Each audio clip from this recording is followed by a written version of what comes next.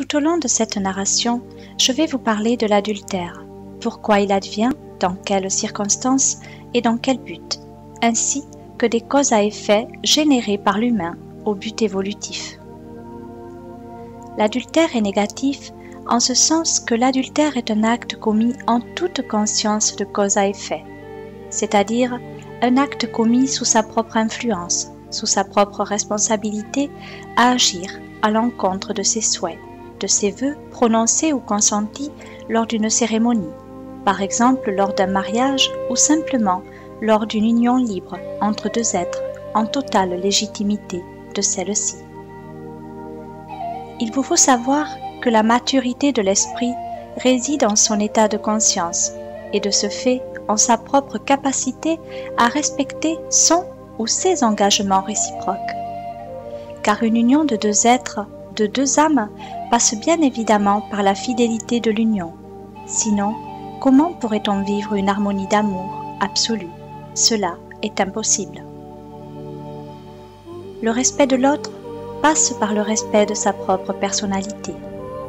Une union est sacrée, et de ce propre fait, elle se doit d'être respectée. Mais il ne suffit pas d'être marié pour commettre un adultère. C'est-à-dire que quiconque qui se dit en couple, en union libre de deux âmes, de deux êtres, commet également un adultère lors de différentes sortes de manquements commis vis-à-vis de la personne à l'égard de laquelle vous vous êtes engagé. L'amour permet la liberté de l'autre, une liberté de s'exprimer, de vivre pleinement sa propre vie, selon ses propres souhaits.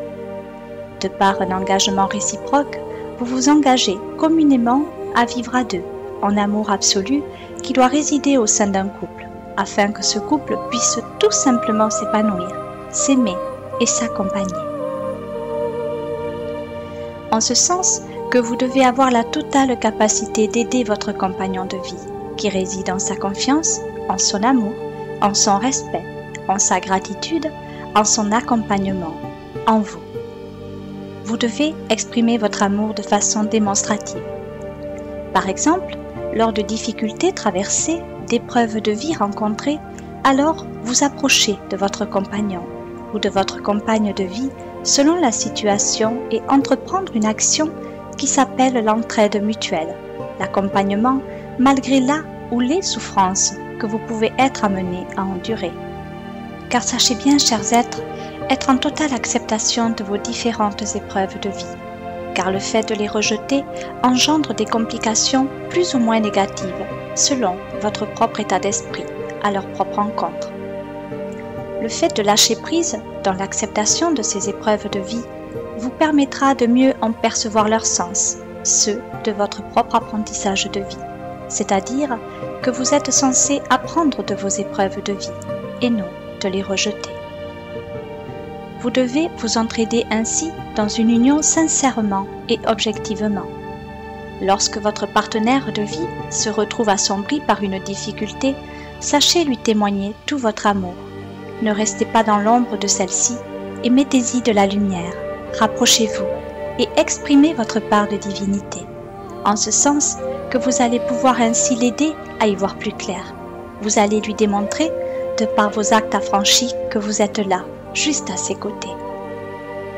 Que vous êtes amour et que vous allez l'aider, l'accompagner en ce sens où l'amour réside en vous et que l'amour permet toutes les ouvertures. Lorsqu'une porte se ferme sur vous, sachez la regarder, puis avancez-vous. Regardez-la d'encore plus près, puis tout doucement touchez cette porte.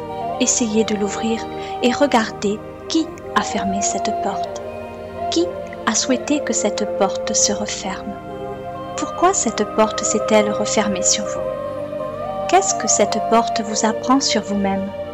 Quelle est la situation qui vous blesse? Cherchez-la en vous. Car la porte ne se referme jamais sur vous par hasard. La porte est juste là pour vous permettre de la regarder, de l'ouvrir, de prendre conscience, de comprendre pourquoi la fermeture de cette porte vous fait tant souffrir. Pourquoi cette porte fermée vous fait souffrir? Que renferme-t-elle sur vous que vous ne percevez pas directement? cherchez. La solution est en vous. Et quand vous l'aurez trouvée, alors vous aurez la clé qui vous permettra d'ouvrir cette porte pour ne plus jamais la voir se refermer sur vous.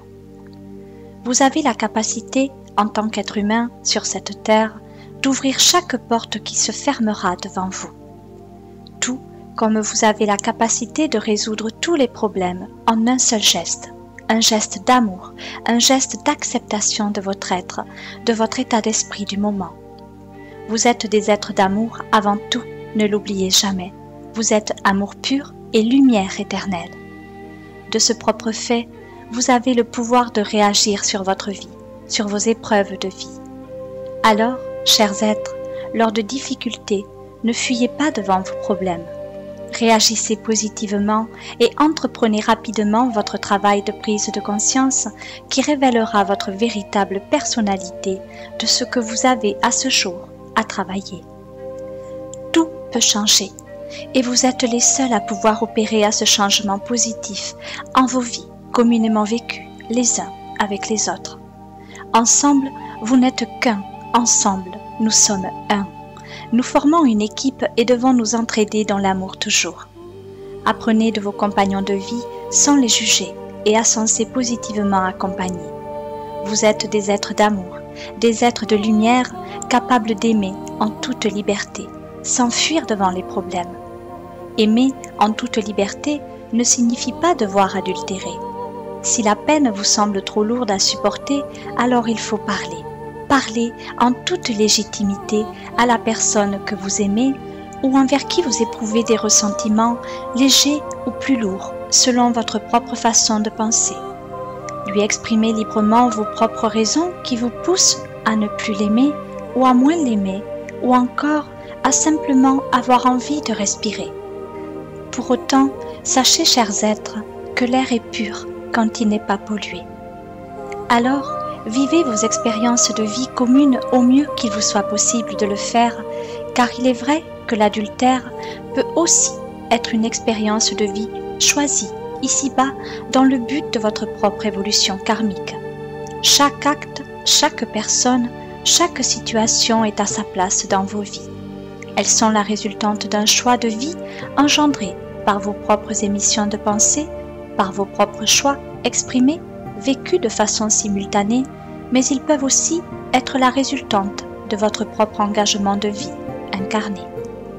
Dans la majorité des couples, l'adultère advient de façon spontanée et non contrôlée, comme par névrosité. Une névrose que l'on qualifie ici-haut de non adaptée, car une névrose ne peut ainsi être soignée. Par exemple, un couple qui subit l'adultère relève de sa propre capacité à relever le défi qu'il s'est donné, soit de relever, d'apprendre ensemble de cette difficulté, ou encore de rejeter cet acte et de se quitter pour vivre une autre vie. Pour autant, la vie reste la même, seuls les compagnons de vie peuvent être différents.